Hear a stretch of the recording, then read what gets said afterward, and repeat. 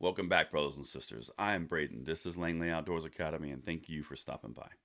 All right, guys, on this episode of Bullet Points, we have to send some reinforcement love to Ohio. Now, as you guys know, because you watch this channel, Ohio is on the verge of becoming the 22nd Constitution carry state. It's passed the Senate and the House there, and it's on the governor's desk to sign. Well, the left is really sniffing out fear here because they know it's almost over. So here come the long knives, here comes the hyperbole, the fear mongering, overall just insanity, because this opinion piece hits on some of the most asinine points that you could possibly imagine, and it's not based in fact or statistic. That's what we're going to cover this morning because these points need to be countered. It's linked in the description box below, and that's why we do the bullet points. Make sure you check out the Second Press article this morning. This was covering mental health and the gun debate. Incredible article by John Petrolino. There is a free 2-week trial in the link below in the description box. But now let's send some love Ohio's way. Let's dive in. Attorney. Bill would let unqualified sneak up on others with a concealed handgun. Well, there's so much there. Sneak up on others? Okay. Doug Rogers is a guest columnist who published this yesterday. First point.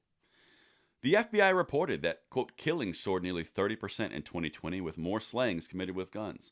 Yes, they did. That is the correct statistic. What they didn't tell you is those occurred in gun control zones.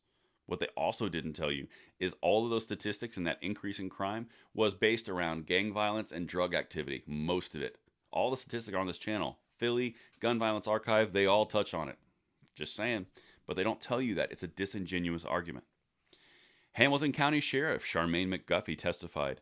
Allowing virtually anyone in Ohio to conceal weapons on their person without training or background checks will make Ohio less safe. Two things. If I have to jump through the loops in the training that you require to endorse my own right, it's not a right, it's a privilege. It's the first thing.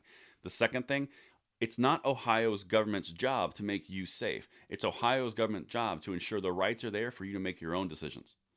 That's a very important distinction that is getting lost a lot these days with a lot of things.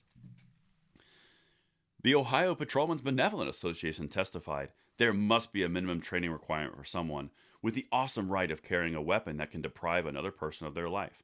Okay, if you change that around 80 years ago, going back to the whole training requirement thing for your rights, there must be a minimum training requirement for someone with the awesome right of voting that can deprive another person of their rights.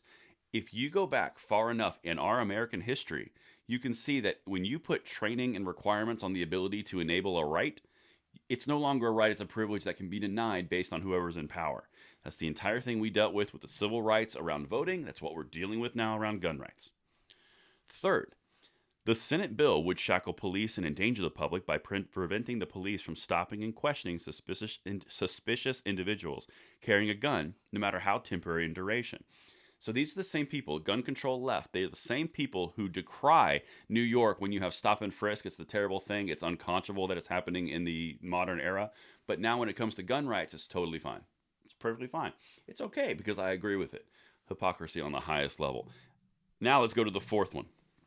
Fourth, by eliminating the requirement for a concealed carry license, Senate Bill 215 would effectively make it impossible for police to enforce the law.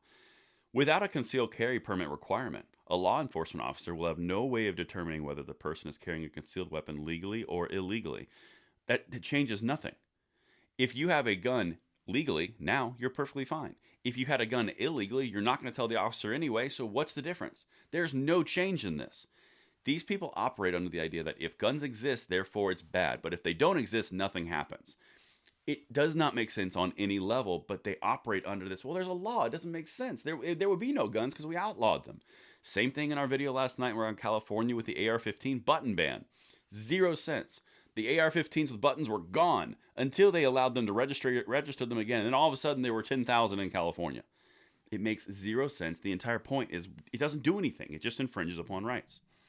And finally, the Senate bill would further endanger police by eliminating the current responsibility of a civilian carrying a concealed handgun stopped by the police to promptly notify police that he is carrying a concealed weapon, switching the duty to the police officer to ask if the civilian is carrying a concealed weapon. Okay, I don't know one police officer or individual who walks up and just takes the idea like, well, they didn't say they had a gun, so they don't. That doesn't make any sense. No one would do that. And if the biggest onus here is you have to ask every single person you interact with that do you have a weapon on you? That's kind of covering your bases, whether it's law or not.